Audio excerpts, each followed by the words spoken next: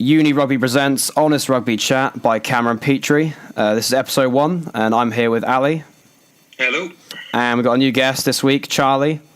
Hello. And I say new guest, even though episode 1 didn't go up because I'm a cheapskate and didn't invest in good software. So there we go. Sorry, Joel Williams. Basically, he's a guy who runs UniRugby.co.uk and has been waiting on me for virtually forever now to bring out this podcast, which he thinks probably doesn't exist. So I think we'll start off with. I'll start off. What rugby have we watched this weekend, guys? So up to you, Charlie. You go. It's been a busy weekend for me, so I only got a chance to watch the Gloucester-Leicester game. But I saw a couple of the highlights of the Barbarians game, which was a fantastic fixture, I get the impression. And they ran the All Blacks really close, so it's only good for World Rugby, isn't it? That's fantastic. Well, the try at the end was unbelievable. I don't know about you guys, but I have endless amount of time for Will Greenwood. Yeah. That man is... I'm not joking. He holds Sky Sports Rugby together. I like Scott Cornell as well, don't get me wrong, but Greenwood is such a great bloke as well. His passion is... I reckon he'd be a good backs coach as well, actually. I was going to say, his analysis of the game and the way he reads it is second to none. Yeah, it is. The analysis Sky Sports do, it's much better than anything else. It is. It is. BT Sport, but it's incredible. It's just the things he sees and things he picks up on. It's brilliant. I do find I enjoy Sky. I don't know, a lot more than BT Sport, because I find BT Sport is not. I don't know. I find Sky is just focuses on the rugby.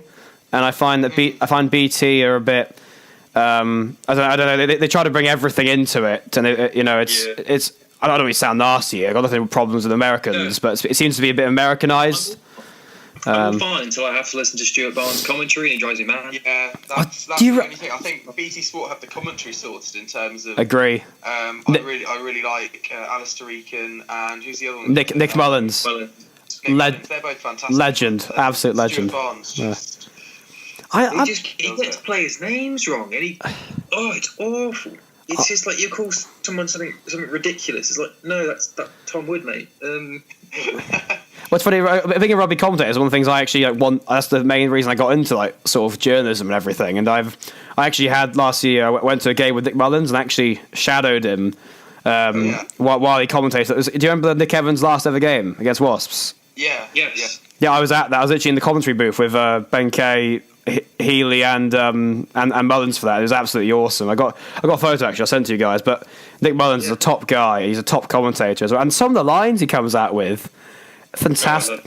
I think Matthew. My highlight last year was he described Harry Thacker as a dumper truck. A dumper truck. Again, just a baby rhino with a dart on his back. That was Eakin. That was Ali Eakin. That was. Was it Eakin? Yeah. A favourite of mine is Matthew Tate. Is slippery boiled egg. And Ugo Monnier has a breakdown. Monnier, all you hear is Monnier taking the mic off and laughing. And Mullins is so professional. Yes, it's great. But Mullins is so professional. He doesn't laugh because he knows that's the way it goes with it. Yeah. Anyway, we got obviously. I don't know. I'm a huge Rocco De Gooney fan, and I was obviously Argentina's the first test we've got. I say we've got. It's such a biased English podcast, isn't it? Yeah, guys. Yeah. Fair warning. Yeah. Look. We tried having a Welshman on it, and it didn't go well. All right, it didn't go well. But yeah, Daly's been recalled to the England squad very quickly. Actually, I was convinced he was going to be ruled out for the first 2 games at least. So what do you guys think about that? Because obviously, Rocco. I'm a huge Rocco fan. I'm not sure if he'll start now if Daly's fit. So. Yeah. Well, I mean, for me, I'm a huge Rocco fan at club level, but I think he is just obviously an absolute beast in attack when you see him in the Premiership, a little bit less so in Europe. And I think when you take that extra step up in international rugby, I think it's going to be a lot harder for him to impose that same attacking game, and also his defensive frailties in positioning, not his tackling. We all know he can actually destroy people he wants to. I think he might get crucified a little bit if he makes some mistakes. So I'm just not. For me, it's not. I wouldn't really be having Rocco in the squad unless there was injuries like there have been now. Yeah, I understand that. Yeah, go on, Charlie. Go on. I think the guy's had a bit of a tough time. His first two starts was only two caps to come against Julian Sabea and Holo. You know, two guys that will and he, I think, against any other winger in the world, he's going to be the most physical one on that wing. Yeah. So yeah, it's a fair point. You know, I think he's definitely had a tough start to international rugby. But if you look at his age as well, that's probably something not in his favour. Yeah. Equally, Denny Solomona. Probably similar players in terms of things that they can do well and not as well. Denny's a lot younger, he's sort of 23, 24, whereas Rocco's pushing 30. So I think that's potentially why Rocco Naguni hasn't really been given those chances that other players have potentially. I agree. Fantastic winger. I think he's fantastic. I agree. I think Rocco is I don't know about you guys, I think he's a far more complete player than Solomona at the moment. I mean, some of the defending. Playing Union for what, 6 months? Exactly. His try scoring records. I mean, to be fair, he's one of the best finishers I've ever seen in the Premiership. I don't know how. Did you see the try in the summer he scored against Argentina to beat them 2-0? Wasn't it? He casually bumps I think maybe Buffelli, like a good defender, and then just it's sort of like a Rugby 08 try on the video games where you just run around the fullback. You know, really impressive. It was an unbelievable try to win that Test match series. What I was found surprising with England is that I thought that was like our fourth string team, you know, against Argentina. But potentially, yeah. But loads of those guys now seem to actually have implemented a real squad place. You know what I'm saying? 'Cause I don't know about you. I wasn't obsessed with like Alex Lazowski. You know the Curry brothers. I know one Curry brother's been dropped now, but these guys have seriously implemented themselves now. And you know, same with Smith, the flyer half, for Quins now. You know, when guys maybe like Stephen Myler, you think you've been putting the work in week out, are probably more complete players at the moment. But Jones looks at the bigger picture. He sees Smith maybe competing with Farrell. You know, it's interesting. Well, he said he was the fourth choice, didn't he? Fifth. He said at the end of the day, right now he is the fifth choice in line to actually start. Yeah. So I think the guy is 18. I mean, it's crazy. And I think the main thing with Jones is that he sees he thinks Smith has the potential to be better than Farrell. Where I don't think he sees Cipriani, in his opinion anyway, or maybe Myler or all the other guys like that to actually have the potential to be better. Than Ford or Farrell. He's got an eye for it because he's the reason that he bought Matt Gitto and name is escaping me. Australian Open side played for Wasps. George Smith. George Smith. He spotted those two at a very young age. He sort of bought the age and brought them through. So he's clearly got an eye for it. So exactly. Yeah, exactly. If you look at all of Eddie's squads, Eddie Jones's squads. He's gone for. You've got your top two players in each position, so at 10 you've got Ford and Farrell. But then the third guy that he'll have in there will be someone young, who potentially isn't third choice, but someone who'll really benefit from the experience. Exactly. I think that's what's going to develop. I think other nations need to start doing it. If you look at Wales, if you look outside their first 20, their first choice 23, particularly in the wing positions now, they're at a position where actually they haven't got that many capped alternatives. They've got Alex Cuthbert, who. You know, everyone's got their opinion on him, but is he an international standard winger? Probably not. Yeah. You've got all these other players who are the capped options, and you've got no one young who's been in that environment for long enough that can really step up. Yeah, definitely. England at the moment, probably the edge of the other nations. That's a huge point with Wales there. And another point with Wales, actually, is, you know, the three wings they've picked for the Autumn International is you got Steph Evans, or Stefan Evans. But I grew up in Wales, so I know everyone calls him Steph Evans. Alex Cuthbert, and then you got Hallam Amos. I mean, for me, there's three good wingers. Like Steph Evans is probably the best of them. He was excellent last year with Scarlets in the Pro 14. You know, obviously led one of the main guys and led them to win it. But it's a bit worrying for me that when North gets injured, you know, I know Keelan Giles got injured as well, so injuries haven't been great. But should Cuthbert be the third choice winger behind Evans and Amos after the injuries? Because what do you guys think of that? Do you think he's fairly in there, Cuthbert? Is there anyone else you could think of who you'd maybe put in instead? Williams, obviously. I think. Did you just mention his name? I have Williams and Halfpenny down as fullbacks for me, but Williams will probably play on the wing. Yeah, you're right. I think that's the thing. Liam Williams is having to play on the wing for Wales because there's no one else there. Exactly. Yeah. There's no one who's been in that environment, as I said, in that environment. I'm not sure. You hear about Wales under-20 players who are being released from their contracts with the regions, and when it gets to that, you're thinking, is there a proper pathway in place for the development of these players, or is it sort of? Do they look at the potential? Do they just pick the best players then and there? Well, I know for a fact here, and you may have seen. Have you guys heard of Harry Randall, a scrum half for Gloucester, on Hartbury? He is my best friend, and I know it's quite funny. He basically he had the pathway with Wales, so under 16 captain, played for under 18s when a year young, and Wales. There's an obsession with bulking players up. And just getting them in the gym, get them heavy, get them big, and they just completely forget about the mobility side of things. Because I don't know about you guys, I know how much weight I can handle on my body over some random strength and conditioning coach. No offense, Ali. no, but in Wales, that seems to be the obsession. I remember there was a wall on the school I went to, and it would literally say, the elite for a winger is 6'3" and 105 kilos, and I'm like 5'7", 5'8", and I think I managed to get to 83 kilos, and I felt like I couldn't move or itch my back, and it's a complete. And then Harry ended up so he went from second choice under 18 scrum half. They released him Scarlets and everything, and there was a huge debacle with it. And this is all. You could. I'm not saying anything here I shouldn't, because it's all on Wales Online and media outlet. They all know about it. There's quite a lot of in Wales, West Wales. There's quite a lot of publication about it actually. And then he again goes to Gloucester, sign him, goes to England. One of the main players for England under 18s, gets called up then. I think 2 years early for under 20s. Was on the bench for under 20s when they won the World Cup, and he could come off the bench and make a huge difference. And then he got to the final again with them.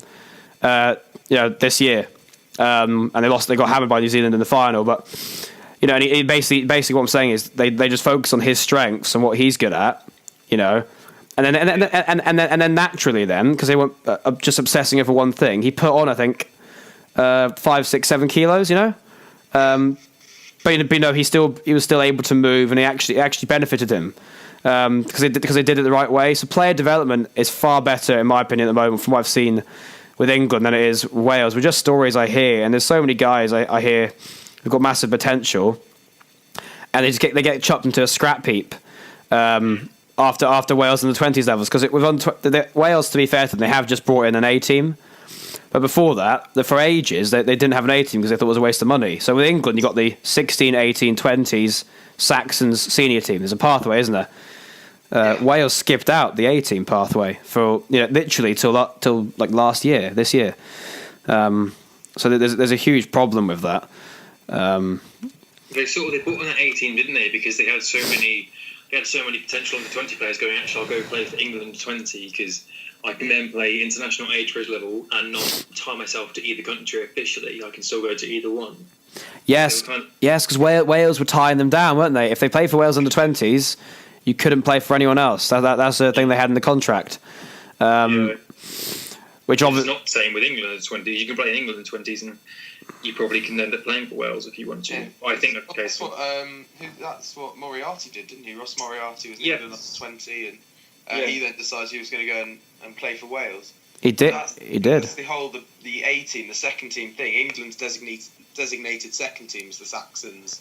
And most other home unions have their designated seconds as their under 20s.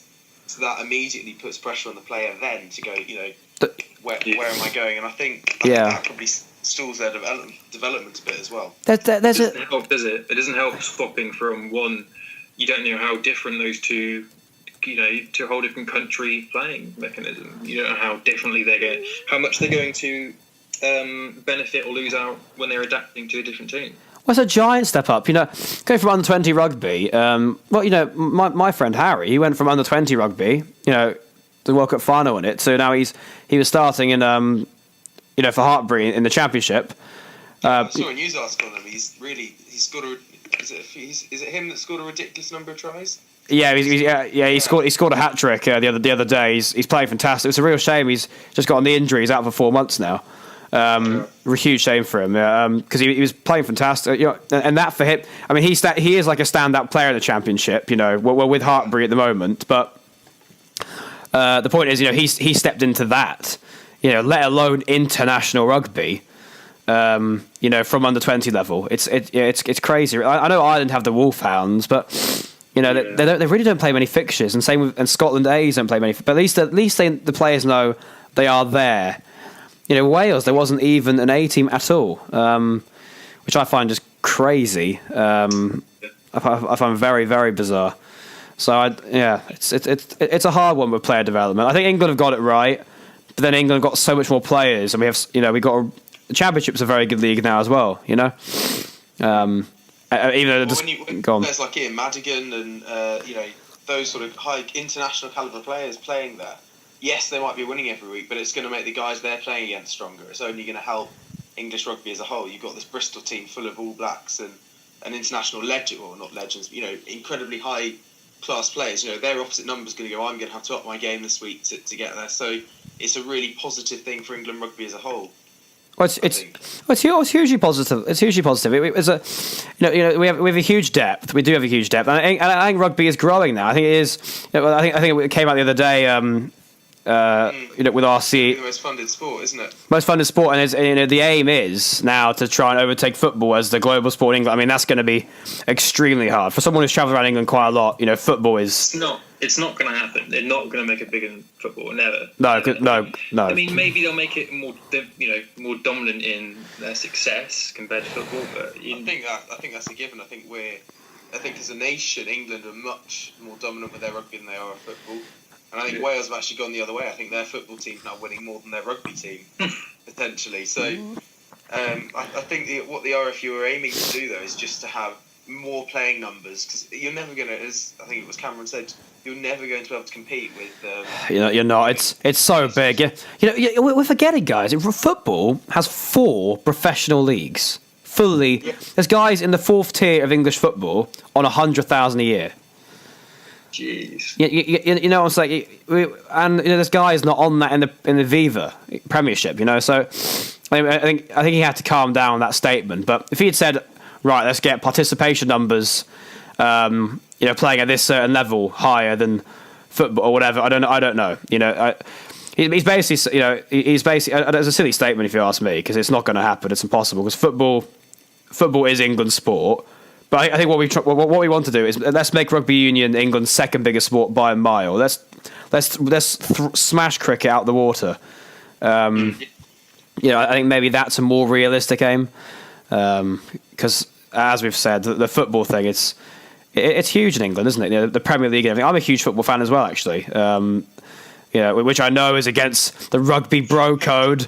How dare I like football and rugby exactly the same? I know I'm a terrible person. So it's like something which isn't meant to happen, apparently. You're sick. Exactly. Well, people. Every time I say it, they go, "What? You meant to?" Because I play rugby as well. Like, oh, you meant to be a rugby lad. You're not meant to like football. What? Meant to? What are you on about? Also we got to use Bristol. I love the way the Welsh clubs are just searching through the English leagues now, the Premiership and Championship, and trying to find Welsh players to bring back home. So we got the Dragons have recruited a trio of Welsh players. We've got Roger Williams, we've got Bevington, we've got Jordan Williams. Jordan Williams has been playing some sublime stuff for the Championship this year. The Welsh fullback. Have you guys seen him at all? Briefly a few years ago, but I think he didn't feature much when they were in the Premiership, did they? Was he injured? Yeah, I think he started a couple of games. He's a fullback, isn't he? He started a few games at fullback. Yeah. He got injured.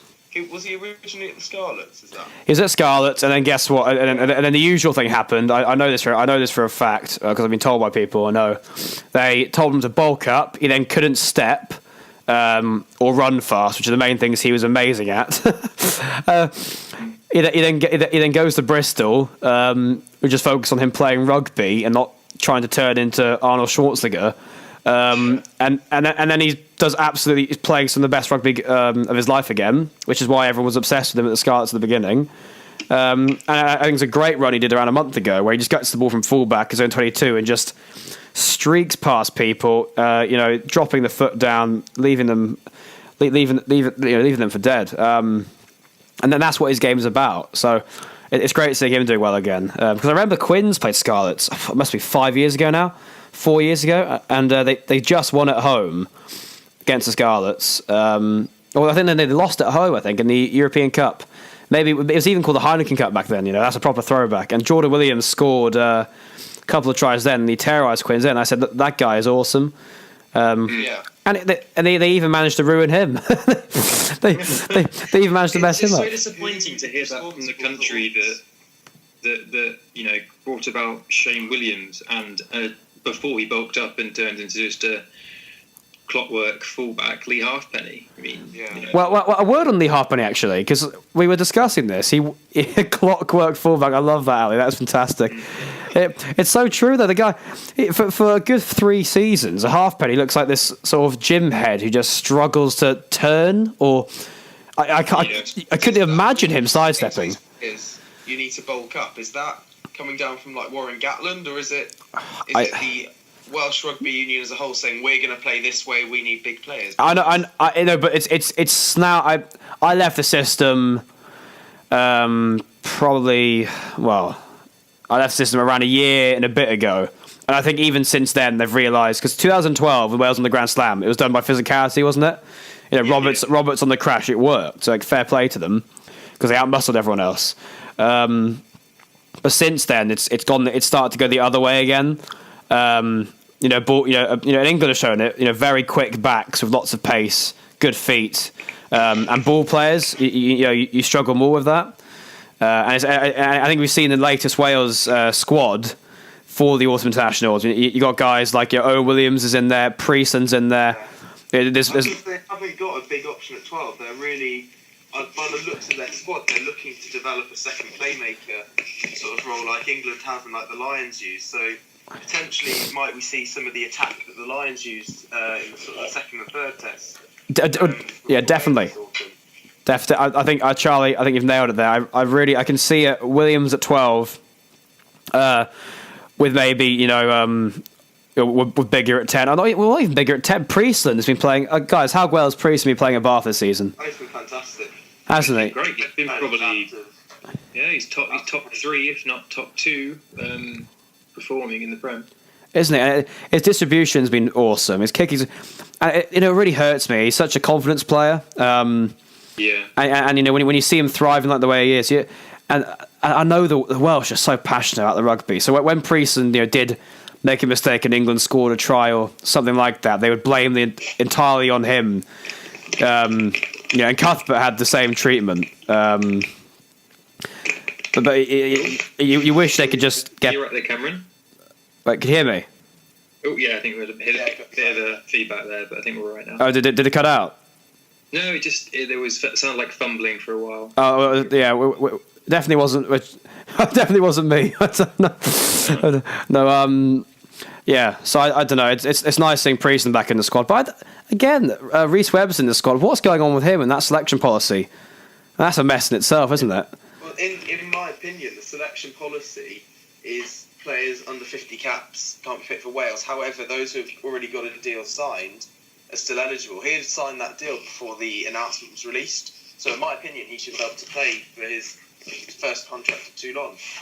And I don't know what everyone else thinks about it, but it's my understanding that he'd already signed the contract, although someone said he'd only signed a letter of agreement that he'd join them. I don't know if that's different and how it differs, but it's to the same effect, surely. Yeah, you've got... Yeah, it's a tough one. I mean, I don't really know too much about the legal agreement side of things, but no matter what, Mourad Bourgelad's going to go, no, he has to sign or I'm going to sue him, so we don't know whether he actually has any grounds to sue him if it's just a pre-conduct agreement. But you've got Warren Gatland sort of saying reasonably publicly, oh, you can just we'll try and renegotiate another deal for him back in Wales. So it's hard to think because it's so hard to tell at the moment. No one's come out and said he is not bound to his contract. He's just done a pre-agreement. It's kind of muddied the water at the moment, isn't it? Yeah, I don't know who. I read that. Honestly, I think it was on a Facebook forum. So it's probably nonsense. He's probably already signed it. But I read that somewhere, and I don't know if either someone's trying to sort of ruffle feathers or there is an element of truth in that. But in my opinion, he should be allowed to play for the amount of time he's signed for Toulon, because you're doing the same with Liam Williams. You're doing Ross Moriarty for this season, Reece Priestland as well. They've already agreed their contracts before the new selection policy came in. Yeah, it's a good point. I mean, I feel sorry for Webb, because he signed for Toulon clearly thinking that he can continue to play for Wales. On the old selection policy, he'd definitely be a wildcard selection. Of course, he was definitely going to be one of those top two. He's a fantastic 9. Well, yeah, of course. In the old policy, it was almost Gatland. It was the idea that Gatland and the WRU would have the power, but then you suddenly realise actually the players have the power, because they just went abroad and went, okay, well you can't not select me because I'm such a big player, and he only has a certain amount of wildcards, and the players kept doing that, and clearly Gatland and the WRU didn't actually have the power. Yeah, exactly. It'd be interesting to see where that decision came from. When they must have wrote it up, and then saw Webb do that, and then oh damn it! I'm not sure if Reece Webb can play for Wales anymore. And he's our best scrum half by a country mile. It would have been aware of it. I think this definitely would have been in the works for a good couple of months at least, but within the Welsh Rugby Union. And the way things go, Gatland was probably aware of Webb. I reckon they were trying to get this. I reckon maybe they had this idea and thought, right, we'll get this out sort of as sorted and out as soon as we can. So hopefully we get it out before anyone signs any further contracts. And obviously, by the time they got it out, Webb had already signed that contract. Yeah, so they're a little bit. I know for a fact that they'll find a way. There's no way Reece Webb won't be playing for Wales at Six Nations next year. I mean, actually, sorry, I'm talking about the after, maybe the autumn after, when he's actually at Toulon. I just they're going to find a way to have the best scrum half playing scrum half, because he is the best 9 by a mile. I like Gareth Davis, but he's not as good as Reece Webb, is he? No. He definitely has not got the control or the vision of Webb. He doesn't. Webb's a Lion, isn't he? There's a reason that he was picked to go on that Lions tour. He was the top 3 9s in the UK and in Ireland, so he's definitely quality. And yes, was it Gareth Davies who came on as one of the? Well, that's a discussion in itself. Don't even get me started on the Lions. Guys, come on. The Lions call-ups were a disgrace. I can understand why. I can understand some of the Scottish guys being called up. So Finn Russell, for example, I think is deserving of a place. But I think, was it Alan Dell who was called up? The guys. Probably not even Christian Dacey. He's been in and out the Cardiff Blues side in front of Hartley. Hartley, no matter what he says, would give an arm and a leg to play for Lions in a midweek game. And the fact that he just gives it to Dacey because, they're close anyway because they played Samoa and that's a lesser flight, I'm sure Hartley isn't bothered. Wow, I can tell you now. I bet you he is bothered. Well, that's the thing, and they kind of said, well, it's more important that we, there wasn't time. They had to get these people because they were closer in the time zone. So yeah, that wouldn't have been an issue if you had organised this ahead of time. You could have had for example, let's say for argument's sake, all of the England players that weren't picked were going to be picked. So you got Kerr, Ford, Launchbury and Hartley. You could have had them. I'm sure they would have been willing to play one Argentina test and then fly over. If they'd sorted this months ahead of time, which apparently this idea of bringing up extra players was pre-planned months and months ahead. Wow. They just said, okay, well, we'll get the England players in earlier so they can adapt to it and we'll be fine. But instead he decided to leave it. Would the RFU have agreed that, though? Because that's, these guys, there's no guarantee they're going to be called up. Or are you suggesting that with the other ones it was pre-agreed that these players would be called up after the tour? it was definitely something that was. I'm not sure whether these specific players, but it's very strongly rumoured that Gatland had this idea in his head, sort of, months and months in advance, that he was going to call up an extra bunch of players towards the end, so that his test team would be guaranteed a rest. Now, my point is, if you had it that far ahead, you could have planned ahead and got the players. But as you say, would the RFU had agreed to it?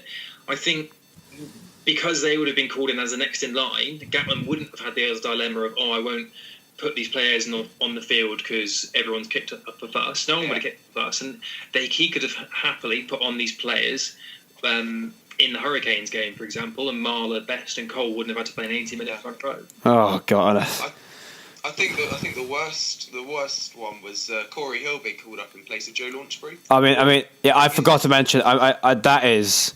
Got Charlie, just go for it. I know you're going to do me proud. I think it's terrible. Joe Launchbury probably he was in the form of his life in the Six Nations. I think that's probably the best he's ever played in an England shirt, as far as I can remember. Yeah. And he was overlooked. Itoje and Laws definitely should have gone as well. They were fantastic. Alan Wynne-Jones goes for the experience, amazing. Ian Henderson went as well. You can understand why. But surely Launchbury was the next one on that list who only just missed out. I agree massively. I don't even... How many Wales caps has he got? He's not... when Wales have a full squad, does he make their squad? Does he make their bench? I don't think so. No, he doesn't. The Charteris, Alwyn Jones, and oh gosh, help me! I've just had a brain freeze. Who else in the Wales squad is ahead of them? Jake Bull. Jake Bull, yeah, Jake Bull, the Scarlet's ginger monster. Definitely they're Wales' top three, and then all of a sudden you've got Corey Hill, who he probably played a couple of good games there, and he's called into the Lions squad. Lions is meant to be the peak of someone's career. It's meant to be a privilege. I think everyone was saying Gatland's devalued the Lions shirt. I don't think he's done that, but I think, he's... Well, that's sort of... That is, Charlie, that is sort of what he did, though. The other nations, potentially. He's handed out a period... It's interesting you say, Charlie, that you don't think he developed the jersey. I know this is an argument that went over, tenfold in the summer, so some listeners may be a bit like on this again, but I think he definitely did when he called them up, and then he realised, and then he saw the backlash of everyone saying he developed the jersey, and that's why he said, I wasn't going to put them on because of everyone thought it was the jersey. It's like, well, it's too late, done it. He then didn't back up the mess he'd made. At least stick with it. That's what annoyed me. He devalued it, and then didn't even make the most of having the players there. He kind of did the worst thing in both. He did. You make a decision, you stick by it, and he definitely didn't do that. So it just frustrated me because I know for a fact Launchbury would have killed someone to have a midweek appearance against the Hurricanes. Oh, definitely. For the Lions, and then that gets given, even a substitute appearance for a minute. Launchbury would have been ecstatic with, smiling, beaming, and that gets given to Corey Hill, who is not even third choice for Wales. To take the field in a British and Irish Lions jersey to play against some of the best players in New Zealand and play alongside the Scottish, Irish, and Welsh that you will never ever play with again in international circles. Obviously in the media, these players like Launchbury and Ford will have to say that, I want to stick with England, but you definitely would have rather have been there because it's, it comes around every 4 years, 12 years for New Zealand. And it's just, I find it a bit ridiculous. He's not going to be able to play New Zealand again. Get on the pitch for 5 minutes. Do right. Exactly. I think us as rugby fans all want the best players on the pitch. Yeah. Whether, regardless of their nation, I think it comes back to the whole selection debate as well. I, as a neutral fan, I say a neutral fan, I obviously want Wales to lose because I'm English, but, I as a rugby fan, when Ireland play Wales, I want to see Rhys Webb on the pitch, I want to see Dan Bigger, I want to see Liam Williams, because they're the best players of the game. Yeah. And I think we talk about attacking rugby, we talk about making changes for rugby to be more exciting and to be a spectator sport. Who wants to spend their money on Sky? Who wants to go to the games and watch the Dragons' first choice winger because no one else was available? They want to see the best players. Well, maybe Dacey should start for Wales because he plays for Cardiff, so he's closer to the Principality than Baldwin. Oh yeah, he can just roll out of bed and and walk across the road and then he's there. So that means he should definitely start in front of Ken Owens, who has an hour and a half drive from Connecticut. We're definitely going to start alienating any Welsh listeners soon. Yeah, well, Can I just say, I'm a huge, I'm like, a while back, I say a while back, long distance, I'm part Welsh, and I always like to see Wales and all the home nations do well. But this is an issue. I personally have an issue with Gatland rather than the Welsh. I think he's poor in how he handles the media. I think if you look at how Eddie Jones takes the pressure off his players, I think Gatland's really poor at that. I think he's particularly one-dimensional with how he coaches. And, you say it could be Rob Howley as well. Ultimately, he's the head coach. He has the say on their style of play. And, Wales for years didn't beat any of the Southern Hemisphere, and I think he's the cause of that. It's not an issue with Wales, it's an issue with Warren Gatland, in my opinion. I agree. And just, again, if you think we're ripping into Wales, we're not. Look, I lived there from 11 to 18. My mum's Welsh. I went to a Welsh school, a Welsh boarding school. I absolutely love Wales, right? And I love the rugby culture, and I love the Welsh rugby team. I think they've got some fantastic players. I mean, you look through this. George North's awesome. You got Liam Williams. Name me a more exciting player. Name me some more exciting players in world rugby than Liam Williams. You're going to struggle. Here come the Kiwis. Oh God, you've opened up this kind of worms. What? Say again now. No, I just know once this goes out, we're going to get plenty of tweets. If any Kiwis listening, and they're going to get Milner, Scudder, Barrett. Oh yes. Okay, well, what was like European rugby then? You're going to struggle. I mean, if you start, I mean, every All Black's better than Eddie. Was more exciting than any British player. Well, in their opinion, anyway. So look, we love you, Wales, as well. I'm just get frustrated with Gatland selections with. When it comes to Lions, because Corey Hill is not a better player than Launchbury, so why should he be called up instead? I don't know. And we're meant to be looking, and I'm meant to be looking, and we're meant to be looking at the fixtures for Saturday. Yes. And I mean, we did this last week, Ali, didn't we? We detoured to numerous. I did this huge mind map with loads of stuff, talking about, and we didn't talk about probably 90% of it. It's just so easy to go off on a tangent. Tangents are dangerous. Anyway, we're gonna should we do a few predictions? Anyway, I was thinking. Yeah, definitely. I'm gonna write these down, and I'm gonna hold you to your words. And I'm either gonna commend you or Ali. You know what? You just took the paper and pen right out of my hand because I was just about to do the same thing. So fantastic. Yeah, he's got it. You got it. Guys, we should start recording the video as well, so we can get a little moment there, like you showing the pen to the camera. Listeners, and potential watchers, you are missing out on seeing my blue biro right now. This is top class broadcasting. Yeah, blue biro to the camera. Anyway, should we just do home nations, or should we be very ballsy and do every game on Saturday? Let's go every game. Ooh. Okay, let's go. Every international game. Let's not bother with the Anglo-Welsh, but every international game. Oh, don't even get me started on that cup. Oh, don't. It makes me miserable. The Anglo-Welsh is a great competition, honestly, but the standards of rugby is questionable, and some of the decision making. The Anglo-Welsh Cup is a great competition. I think it's got a great purpose. That sentence should never be said again. In my opinion, I think the Anglo-Welsh Cup has got a great purpose in developing young players. I think if you look at, I'm a little bit biased here with Leicester, but if you look at Harry Thacker, I love him, and players like that thrived in that competition. His brother Charlie's doing really well in it. They don't get the Premiership minutes, and I think that's really important for them.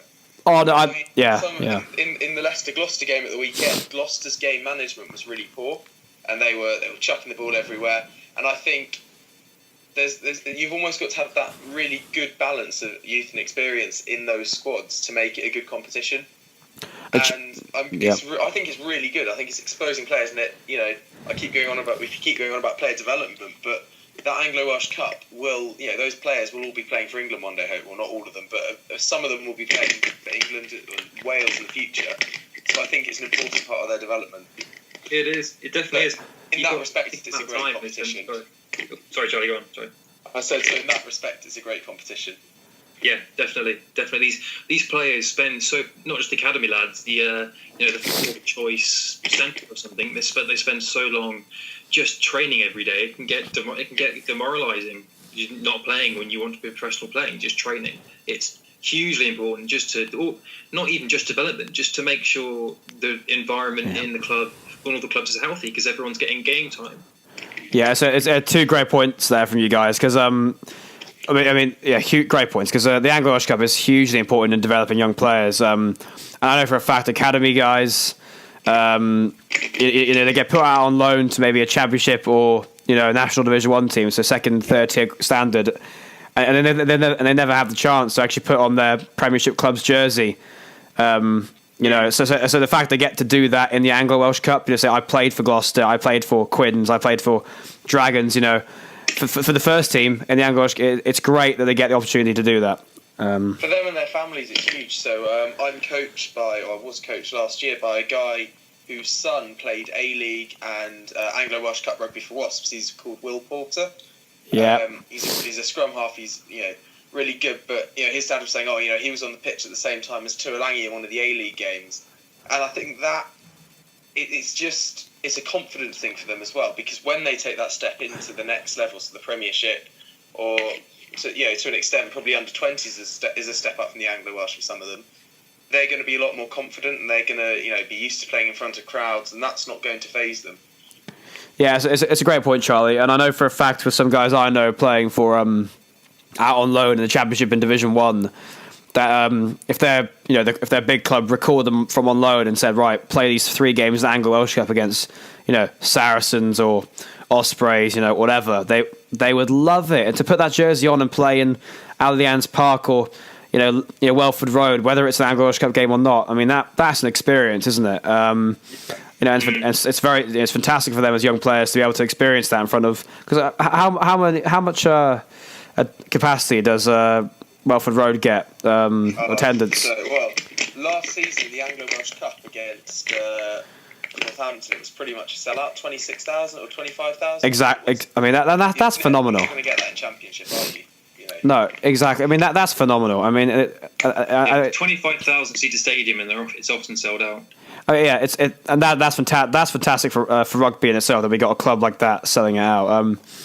It's great to see. I think, as we just said, the Anglo-Welsh Cup serves a great purpose. I was just messing around, with I think the quality of rugby is pretty good actually. But we know the purpose is for developing young players, so it's not going to be as good as watching the VV Premiership. I mean, and developing coaches. You look at the likes of Geordie Murphy at Leicester taking charge as head coach. That's very true. It's a great point from Ali there. It's a great point. He's really coming to his own, hasn't he, with that job? Yeah, I'm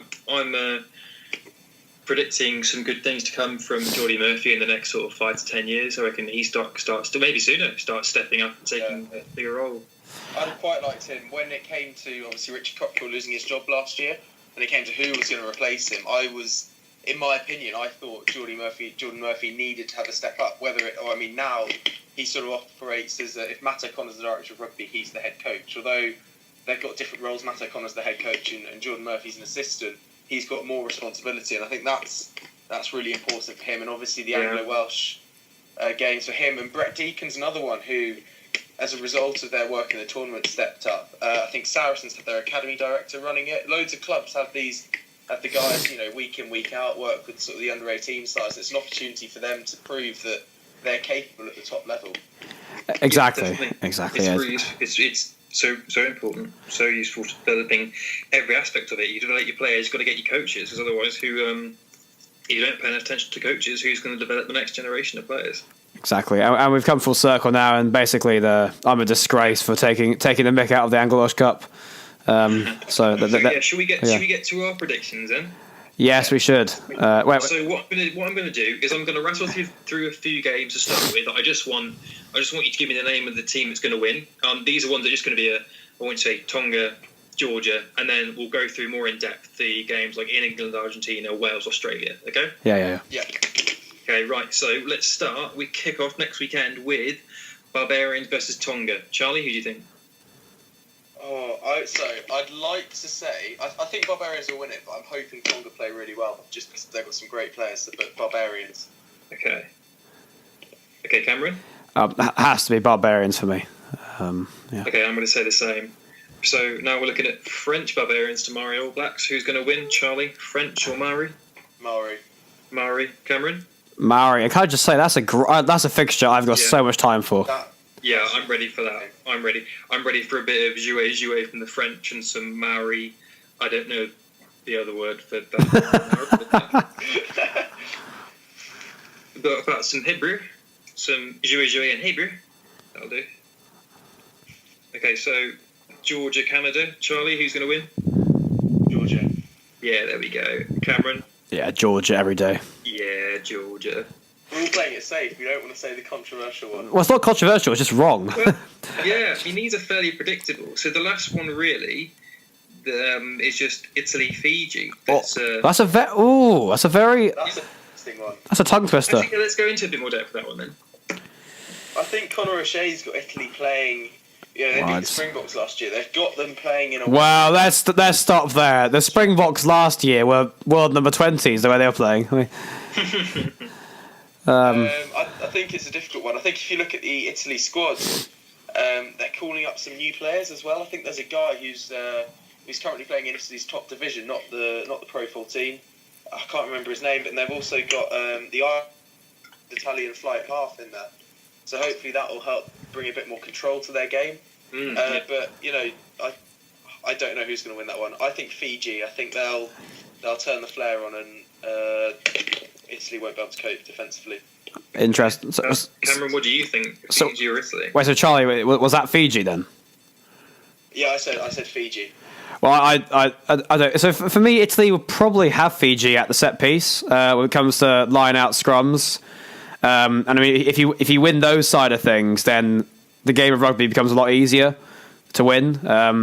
So I think Italy might have them there. But then again, we're talking about we got serious firepower here with Fiji. We got Matualu, we got Ndolo, we got Tuasova, who I'm convinced was created in a lab somewhere.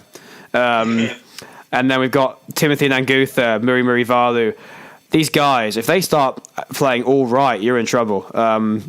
Yeah, and I can't see Italy dealing with Ndolo or Tuasova.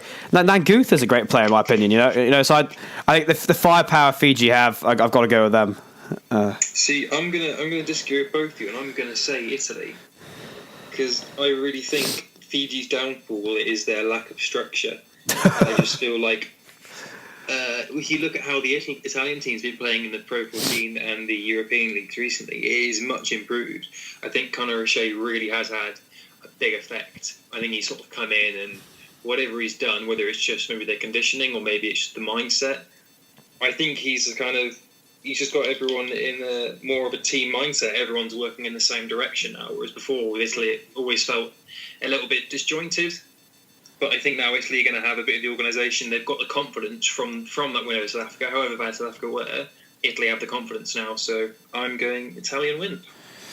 Yeah, I could see. I was close to picking Italy, so I agree with everything Ali said. Then I talked about the set piece a bit. I could definitely see Italy winning it. I just think those guys are going to create quite a lot of moments for Fiji where they're going to be able to score points. And I think however good your structure is, I think those guys are just going to be too much for Italy. But I can see Ali being totally right. I completely agree. I think the Fiji flair will take it though, honestly. I think I think they're skillful enough, and I think yes, they don't play with that much structure, but they're good at what they do. You know if you watch any of the Fijians play in the top 14, they're just keeping the ball alive all the time. Yeah, exactly, Charlie. Yeah, I just think they're going to have too much for Italy. And we didn't even mention we got in the pack. You got Nakararu. Is that how I pronounce it right? I've always struggled to pronounce his name. The Racing Metro. Oh God, now I can't say it. Nakarawa. God, this is a disaster. But I couldn't pronounce his name because I didn't want to say it. But yeah, the lock who plays for Racing. Yeah, I mean the guy does his offloads, which I don't think anyone else could do. But you've also got Vart. Oh, I'm getting annoyed now. Varto, the Claremont flanker. Boto, is that? Boto. Oh my gosh, the flanker for Claremont. And he's awesome as well. And I got to be honest, he will cause problems as well for Italy. So we always talk about and you got Akapusi Quira as well. So I've looked at the pack for Fiji, and the pack is actually pretty decent in itself. So you got a good. For me, the pack's all right, but I think Ali's correct. I mean, it does come down to structure. And even though we've got good players in the pack, it won't matter if they start flinging that ball around and, throwing line-outs which are going straight to the 12 and, so... Yeah. Anyway... What I love about Fiji is they play for fun. Although it's a professional sport for them and they're being paid a very small amount to play in comparison to other nations, but they enjoy what they do. And I think when teams are enjoying playing their rugby, that's when it's really good to watch, honestly. Yeah. So I don't know. We'll leave that one there. We got 2 for Fiji and 1 for Italy, and I'm going to look forward to smirking over smirking next week, hopefully. We'll see. Right, so here come the bigger games. So we'll start off with England and Argentina. Well, it sounds so. It's so typically like English arrogant from me, but we're a good side. It's our strongest side we can put out. Is it though? Is it? Will Jones put the Lions out, or will he rotate the squad? Because there was the whole thing during the autumn. He's not going to include the Lions. He's included them. But is that for the Australia game? Are we going to see, will Owen Farrell start? Because I think, although the guys who didn't go with the Lions did beat them last time, I think they're going to be up for this more so than when they were at home because they're away from home. It's a big occasion. I think if England don't go for the right selection, if they go too inexperienced, I think Argentina could very easily take the win. That's a good point. It'd be a lot easier to answer this question when the teams are out, but we don't have that. We don't have the pleasure to do that. The feeling I wouldn't now that Daly's back in the squad and Jones has said Johnny May might be fit for this test. If you've got May and Daly both fit to start, I wouldn't be surprised to see Watson, Farrell, Cole, Mako, and George and Itoje all rested. I really wouldn't. Yeah, and even then you can start, Launchbury and I say that he's a Lion. Oh no, he's not a Lion. Oh gosh, poor Joe. You can still start. Cruz didn't play that much rugby near the end of the Lions tour. No, yeah, I think he'd probably be all right. But actually, Jones has recently. Have you seen? Jones has been saying he needs to rekindle the fire. He's not convinced that he's in the form he was. No, and we've got Ezekiel coming out of nowhere. The guy is. That's awful. It's a segue. Wait. Tell me your pronunciation of it. Tell me Ali. What's the pronunciation of it? Nick Isekwe. Ezekwe. Well, fair play. I have heard someone else say it the way I said it. I wouldn't say it otherwise like that. Ezekwe. You go at Stuart Barnes earlier in the podcast about how... I didn't. I held back from my views on Stuart Barnes. No, that was me. I'll take full claim of that. Yeah, I didn't rip into Stuart Barnes. That was me and Ali. It was. I held back there because it could affect my future career. So, no. I don't know. But he looks so promising. He's bulked up massively. I watched him play for England under 18s only 2 years ago, and he's got around he's got around twice the size now. I don't know what they've been giving him to eat. But he also looks a very very top player as well. So even if he slots in there, but I wouldn't like to see. I'm now terrified of pronouncing his name. I'm just gonna say Nick. So if we see Nick and Charlie Yule's start, I will be a bit worried because that's very inexperienced. The thing is, even if you rest Itoje, you can still have Laws starting, Cruz in. Yules might not even make the bench. If you've got Launchbury, Cruz. Laws played a massive part of the Lions tour, though. Sorry. Laws played a huge part in the Lions tour, so I'm not sure. I think though against those two big, because I think we can all agree the first two tests are the big ones for England. I think in those games we'll definitely see, essentially against Australia, 2 Lions, but I think we'll probably see either Laws or Launchbury this week, and then in the game against Samoa, either Laws or Launchbury. So Laws or Itoje, what am I talking about? So one of the 2 Lions locked hopefully in each of those games, and then hope both next in against Australia for probably the biggest of the 3. Yeah, that's fair enough. Yeah. Well, I think at the moment the way the squad is, no matter which of how many of the Lions he arrests, I can't really see Argentina winning, considering when they come off the back of the Rugby Championship. I know a lot of teams like New Zealand and Australia, you look at them and you think, they've had more time together in the Championship. They're going to be more organised. For Australia, I think it's actually going to be more counterproductive for them. I think that they're if anything, they're going to feel a little bit more tired. They've lost every game. I think they lost every game this year in the championship. It's a lot more travelling for them as well. Obviously, you know, they have to travel further. I've got a quick question on Argentina rugby. Actually, I'd be interested in your opinion. Is it a positive or a negative they all play for the same club? Don't. Ali, you go first because I'm going to lose the plot. Well, originally when I first saw this, I was like, oh, that's going to be amazing. These players are going to be able to have such good working relationships. The team is just going to be great. But what I hadn't realised really was, you think about any problems you have at club level. A lot of the time, if let's say Bath is struggling, you've got Watson and JJ. They are out of that. They're out of that squad, out of those issues, and they're in the England squad. It's fresh, it's new. They can get stuck in. Whereas if you've got issues in the squad with Los Aguares, the problems don't go. You're just in the same squad in a different place.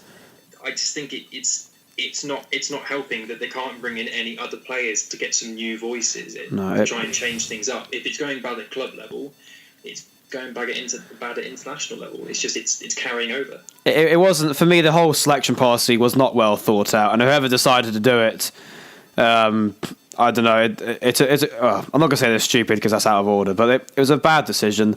The concept, but I just think there were big issues that weren't really noted that I feel like if it was in a lot of the other sort of nations in the top 10, that they would have realised the risks, and they would have still made the Jaguares, but they wouldn't have prevented being able to select players like Issa and Juan Imhoff.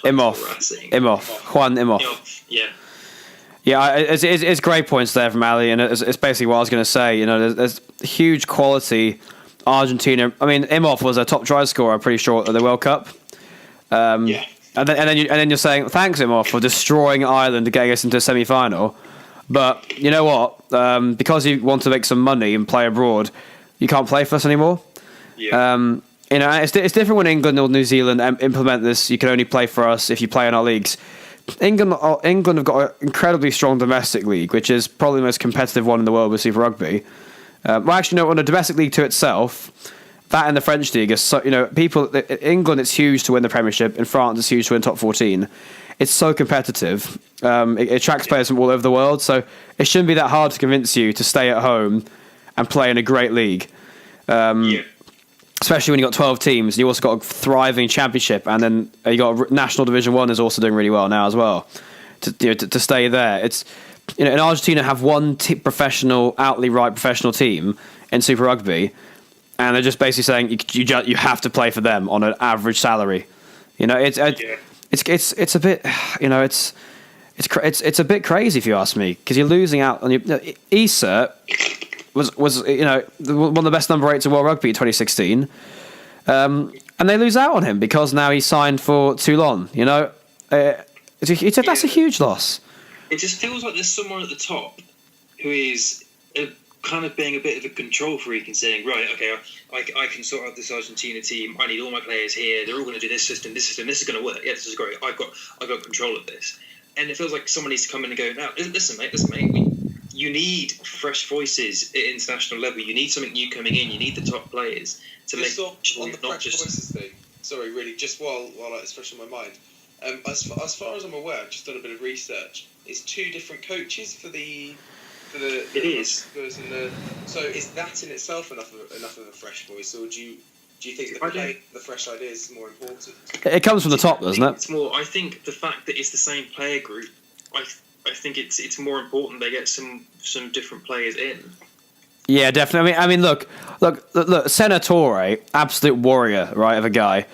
But at the end of the day, he is no way near as good as Issa as a player. And the fact that Issa can't play for them now because he's a young guy and wants to make some good money in the south of France I think it's wrong. When you haven't got the domestic league to back it up, or is no, I know for a fact that if I'm George Ford, Toulon offer me a certain amount of money a year, I can go to and play for Leicester Tigers and probably the same amount or a little bit less, and play in a great thriving league. I'm going to be like, well, I'm playing for England as well. I wouldn't be able to do that if I was playing there. The fact is, the money's going to be far more in France or England than it will be for the Jaguars. And then they're actually getting made feel guilty for it because they can't play for the country, which they obviously love.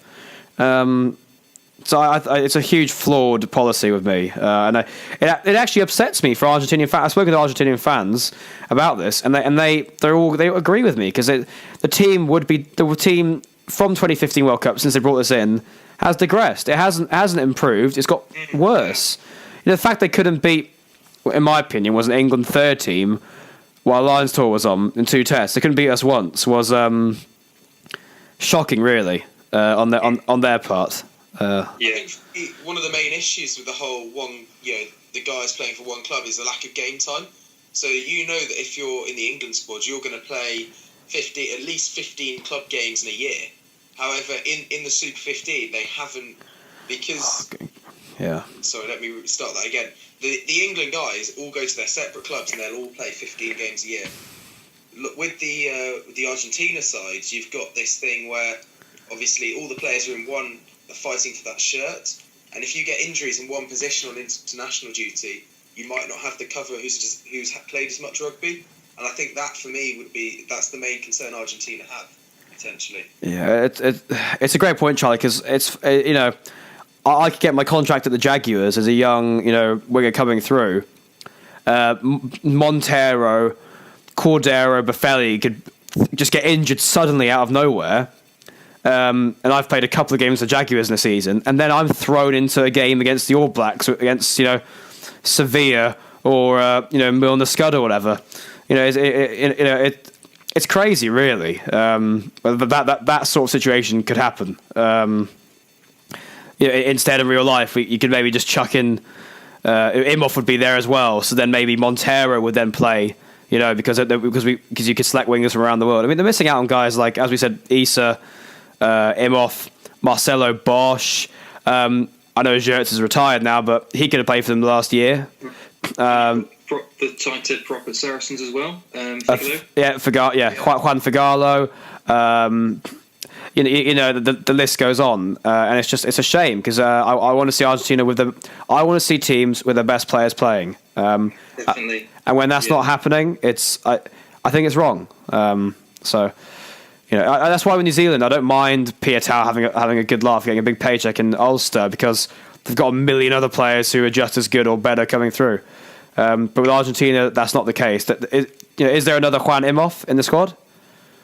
No. Yeah, no, so he's a class player, isn't he? He's one of the best wingers in the top 14. Yeah, and same with Issa. Issa's one of the best number 8s in the world, really. If you ask me, the way he was playing anyway.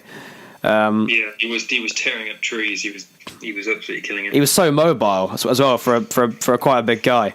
But yeah, so let's not go on. It's just the Argentina situation. We've all agreed it's incredibly frustrating as a rugby fan. Should we get our predictions then? Yes. So Charlie, what do you think? England, Argentina after that? England, I think. And Cameron? Yeah, I think regardless of team selection, I see Jones being sensible, and if he is sensible, which I think he will be, England will win. Yeah, same. I think so as well. Definitely think it's an England win. Okay, so that's the same across the board. So the next one we've got Wales, Australia. Where do we think this one's going to go? Oh my! Don't even get me started with Wales here. They've lost the last 12. They've lost their last 12 in a row to Australia. How can I say Wales are going to win? How? Yeah. Well, we've gone over the squad quite in depth already, haven't we? We chatted about Wales, so I think you're there. You're spot on, really. That's all you can really say about Wales, isn't it? I think Wales might surprise us, actually. I think if they come out and play positive rugby, again, it does depend on selection and how Gatland plays the centres in particular. But I think if you've got Biggar or Priestland with a playmaker at 12, I think Wales could actually cause Australia a few problems. I know Folau. Isn't Folau injured as well? Sorry? Isn't Israel Folau being ruled out? Or am I just talking absolute nonsense? Yeah, they're not going to select him because they want to rest because he's played so much rugby. Oh, for goodness, that's crazy if you ask me. Huge difference. I think when he's playing, Australia look like they can score whenever he gets the ball, but when he's not, I think there are times when they just, particularly when the game gets unstructured. I think with Folau there, if the game goes unstructured, he makes a break and they score. I agree. Go on.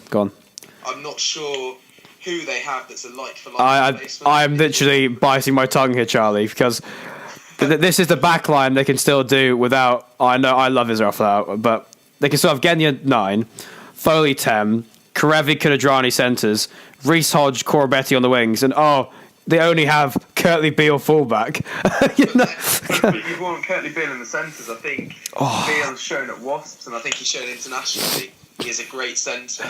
But in terms of, is he the same class as Izzy Folau at fullback? Probably not. So he's not, but he's a great player, Beale. Yeah, he's a great player, but his position's 12. So if you played him at 12, you know, I don't know if Dane Petrie, but is he on the tour? No, he's not. He's not on the tour. He's not in the squad.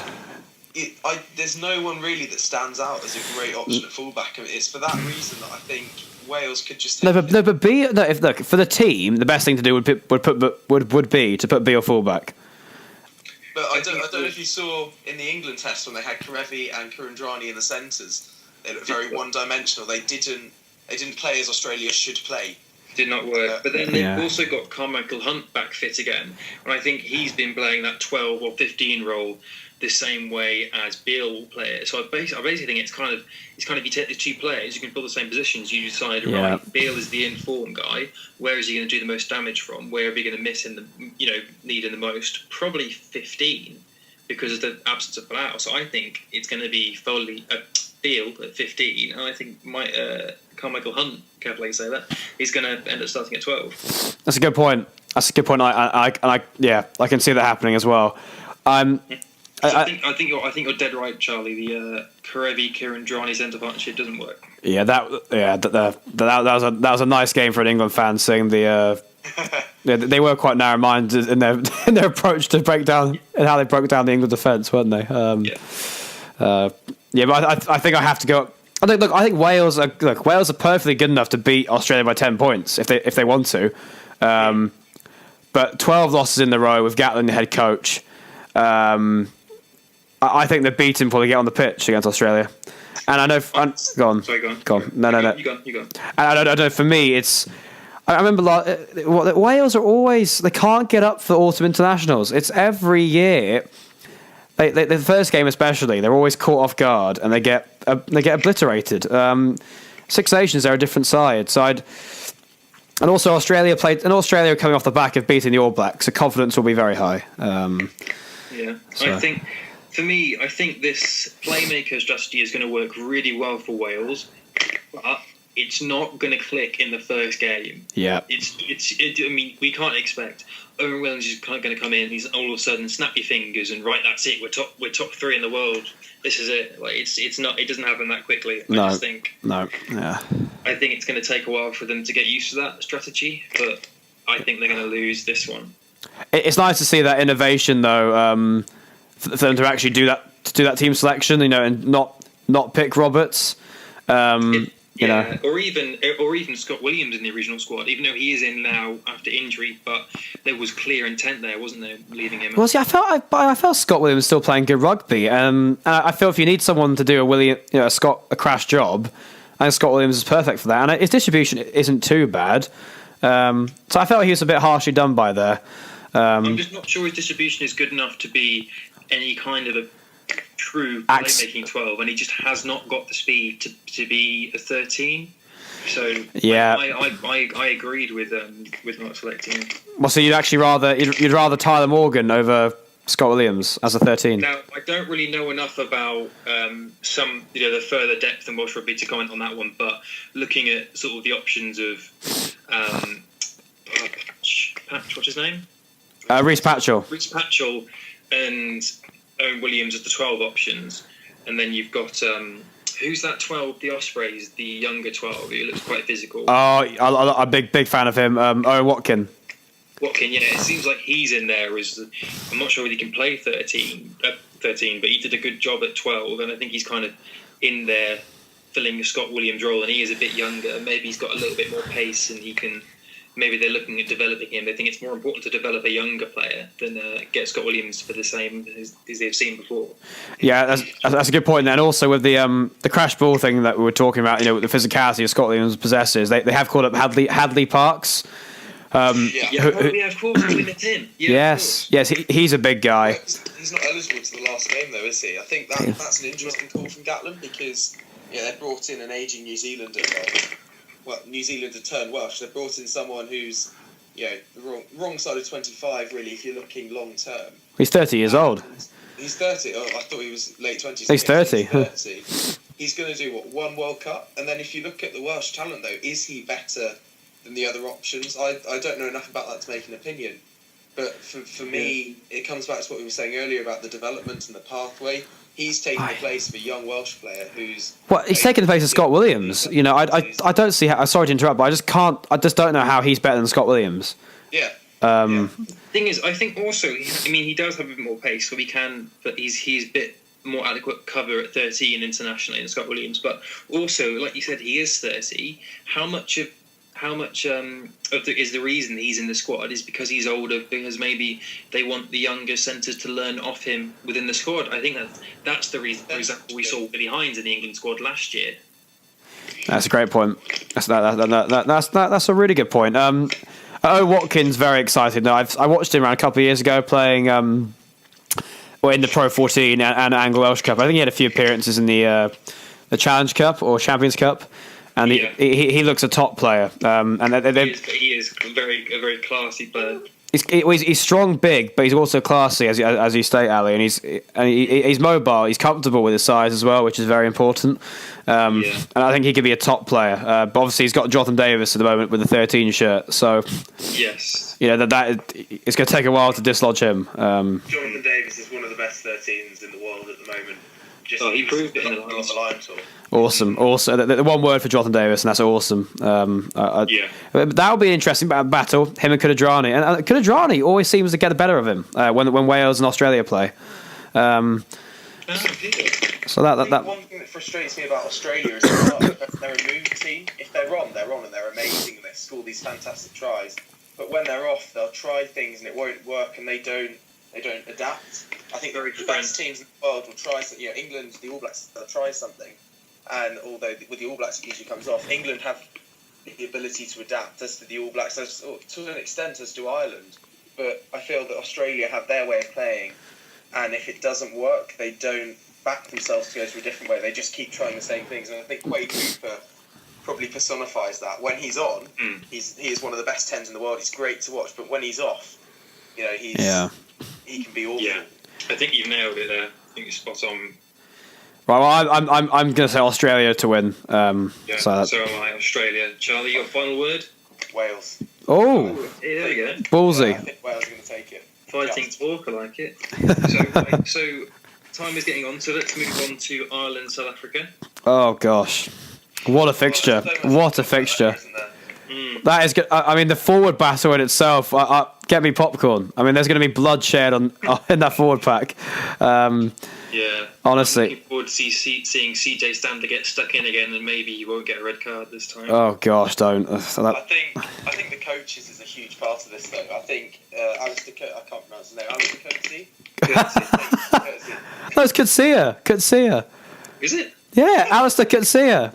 Hey, I've got you, Ali. I've got you back for earlier now with Nick. I can't say his name. Nick Ezekua. I don't know. I think if you look at him against Joe Schmidt, I think Schmidt is the better of the two coaches. I think Schmidt's got one of the best rugby minds in the world. I think just some of his ideas he comes up with, and he sees, you hear players go. He's a really innovative thinker, and he'll see things other coaches won't. And I think that will be absolutely huge and also I think the fact that South Africa have played a few games, Schmidt's been able to see that, and he can develop his game plan around that, whereas the other way around, Ireland haven't played sort of properly since the Six Nations. I know they had the summer tour, but they probably haven't really got much from that. So I think if Schmidt wins his battle against Alistair, however you pronounce the surname, I think Ireland can go a long way into winning that game. You got to remember, South Africa, they're not the weak team we were expecting. I mean, I know they had the horror show against the All Blacks where they got slaughtered 57-0, but they bounced back. And I'm not joking. They could have won that game. They really could have won that game. I think there was a slightly dodgy call. There's a red card which wasn't a red card near the end of the game. I can't remember specifically, but and before that they had won the last 6 games, so they have been improving. But the 57-0 defeat to All Blacks, I think everyone just forgot the development that Katsira had done in 2017. Yeah. So I think it's gonna be a great game. Ireland are a very good side. They're very well coached, as Charlie states. And I think they'll have too much for but I think South Africa will. They're going to leave a few. They're going to leave a few guys injured. Malcolm Marks is awesome. The hooker. He is. He's one of the best in the world, isn't he? Yeah, that incredible. I mean that. Yeah, there's your Bismarck Duplessis replacement. It's not bad, is it? No, it's not bad at all. And also got Peter Steph de Toit, who just wants to hurt people. So I think Ireland will win, but South Africa, it's going to be a 7-point game, I reckon. Right. Yeah, I think I'd agree with you. I think Ireland are going to win, but I think South Africa are going to have a good autumn overall. I agree. They're going to go down fighting as well, I think I'll say. Definitely. Yeah. So Okay. we're saying Ireland there. Looks like it. Yeah. Okay. Yeah. France, New Zealand then. Yeah, last game. So what do we think? I mean, it's a tough one, isn't it? Just want to get in before anyone else says it, but I think it really holds true here, and it depends which French side show up. Wait, Charlie, get close to the mic. We can't hear you, mate.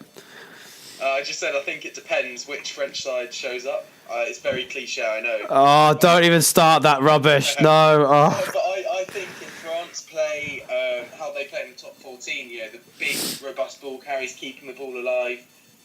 When I coach and I play a bit, and when we talk about that, we talk about flooding the hole, and it's the ball carrier making space, and then the support runners flooding through the same hole.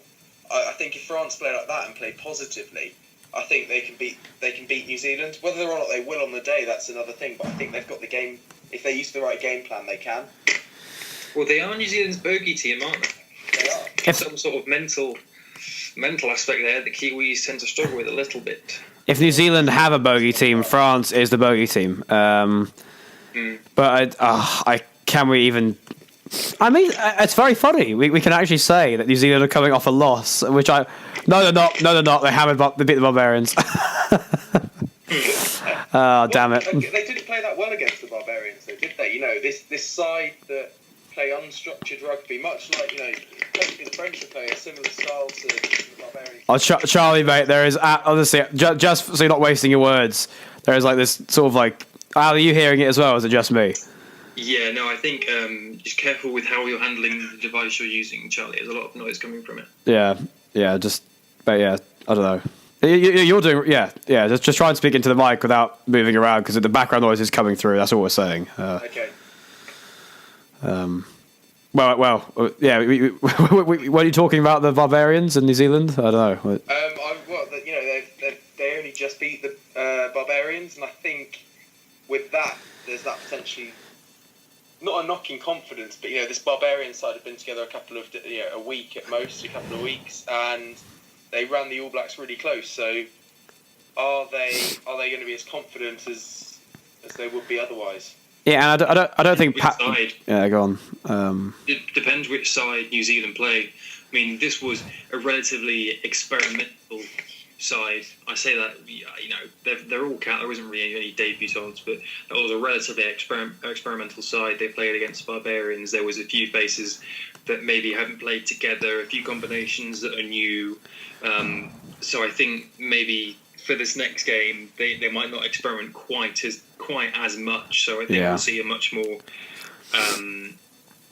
collective performance from New Zealand, and I expect they will probably bury France in the end of the day. I think they'll get to 60-70 minutes and it'll be close and they'll bury them again, as they do with most teams. Yeah, so Al, you going with New Zealand? Absolutely. Awesome. Charlie? You can't go against New Zealand, can you? So I'll go New Zealand, but I think it'll be close. Yeah, I think Hansen will take the obviously France in their backyard in Paris, a very serious test match. He'll take it very seriously, and he'll put out a good side with plenty of experience, and the side that he thinks will do the job. But we got some aggressive ball carriers in that French pack. You got Garrado, Valmenina, Taunafina. Kevin Gordon is a psychopath. Brilliant, isn't he? He's brilliant. Have you seen the leg drive in that guy? You can't keep him down. It's unbelievable. But French Ardi Sabet. He is. Ardy's got something in his legs. I don't care.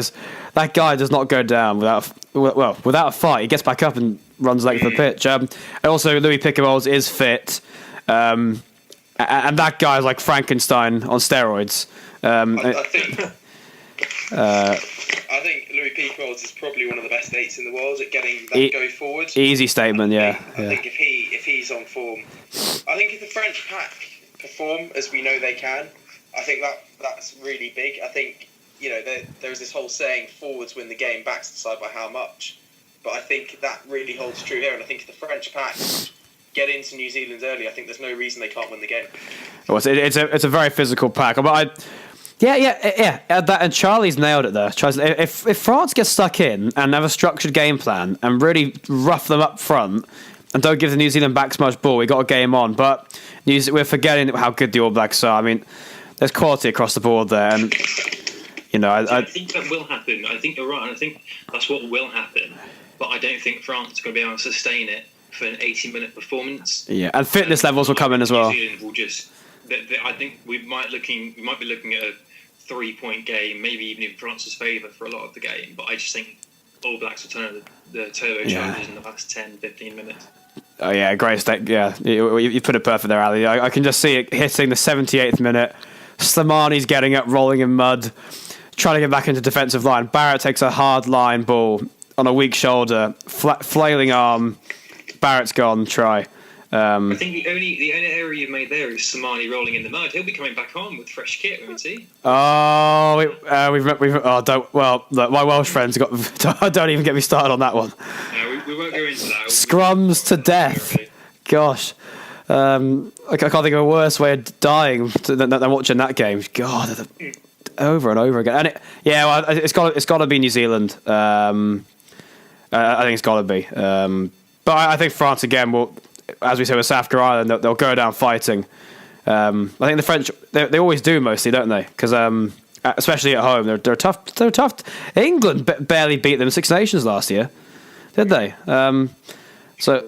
So we're going to New Zealand. And what I've noticed, France are playing New Zealand again 3 days later. I was going to say I saw that. Are you on the BBC website to see that? No, I'm on Planet Rugby. Oh, I'm on the BBC website and it's come up with 3 days later. Is that a typo? Or you know what? No, guys, look, it's a France 15. There's France and there's France 15. Is this the France Barbarians game and the Maori? No, you know what? I don't know what that is. It's bizarre. It's not French Barbarians. So it is the French team on the 11th and the 14th. It says it's a French 15. So maybe that's kind of like a non-test development game. Bizarre. What does it say for New Zealand for you? Mine just says New Zealand, like a plain.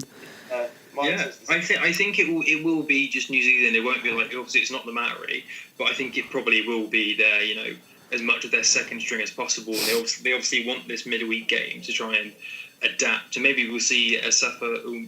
Oh no! He's got my disease now. Oh no, Amua. I would say maybe we'll see that hooker sensation on the pitch. Oh, he's a freak of nature, isn't he? That guy. Yeah, it's the pace on him. Yeah. But yeah, so that's probably that's it for round 3. Well, round 1 for us, but round 3 of the internationals. Well, I was just checking if I wasn't going crazy. So. I just looked. That one's come up. Scotland Samoa. Yes, 2:30 kickoff. Scotland Samoa. Yeah, I missed that one. Sorry. Wow. I think Scotland will win that one. Yeah. Yeah. I'm with you.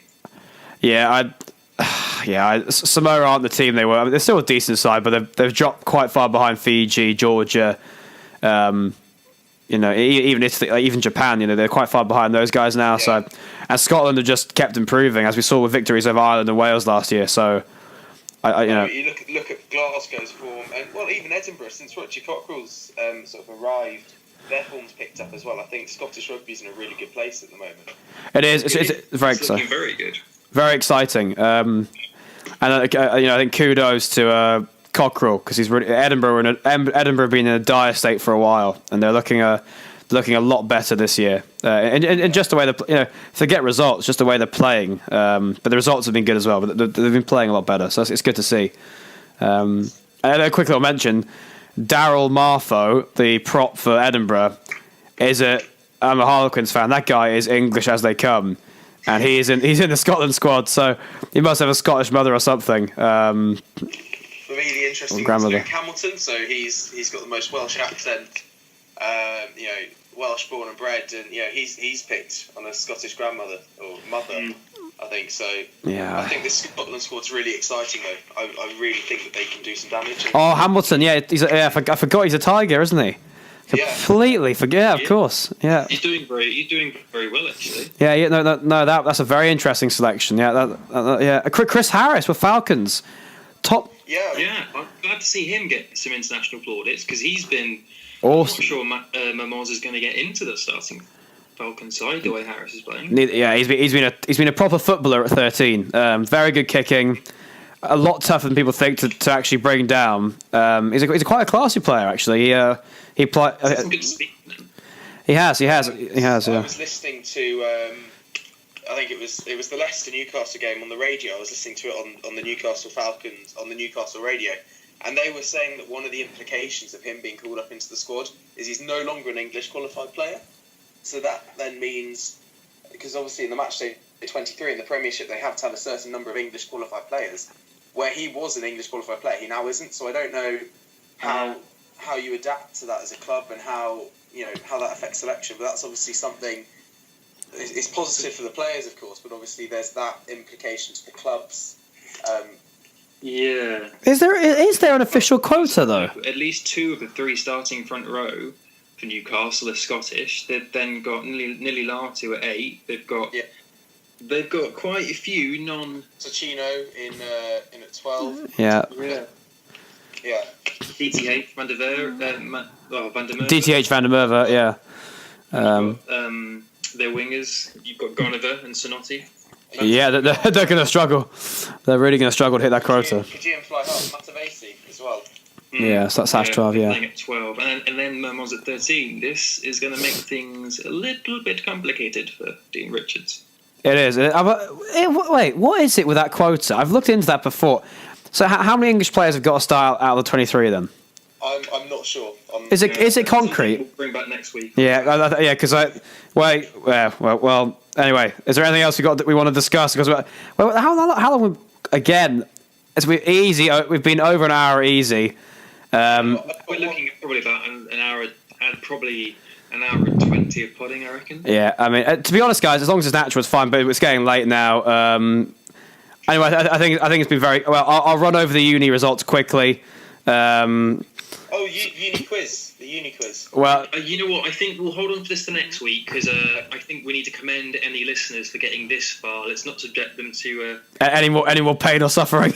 Yeah. with our pronunciations of players. Anyway, we got Hartbury College, the champions of Super Rugby Bucks, went down to lost to Northumbria at home, 26-12. Cardiff Met beat Loughborough at home, 32-19. Very good win. Leeds Beckett. Isn't it? That's right, yeah. Leeds Beckett beat Exeter 28-7 at home. And Exeter came second last year in it, so that's a great win for Leeds. Really good. And with Nottingham Trent, oh my God, they just lost to Bath 27-26 at home. So that sounds a cracking game. And the table at the moment is like this. We got Northumbria first after 6 games on 26 points. Cardiff Met second on 22 points. Leeds Beckett 19 points. And Exeter fourth with 19 points too, but both those teams have only played 5 games. Early days. And they've got Loughborough 11 points on 5th, and Durham 6th with 10 points. But Durham have got 2 games to catch up with Cardiff Met and Northumbria. So, guys, go over to unirugby.co.uk. There's match reports with all the Super Rugby top teams in the Bucks League. Match reports from the students there, guys who've been playing the games, and stories of like life after uni rugby. So check it out because I think it'd be pretty relatable for all you guys out there. Very good website. Anyway, Ali, been a pleasure. Pleasure as always. Thank you very much. And Charlie, awesome having you on for the first time. Thank you. Really enjoyed it. The great chat. And take care, guys. Hopefully, let's see you similar next Sunday, but maybe a bit earlier. Yeah. All right, awesome. See you guys. Thanks very much. See you.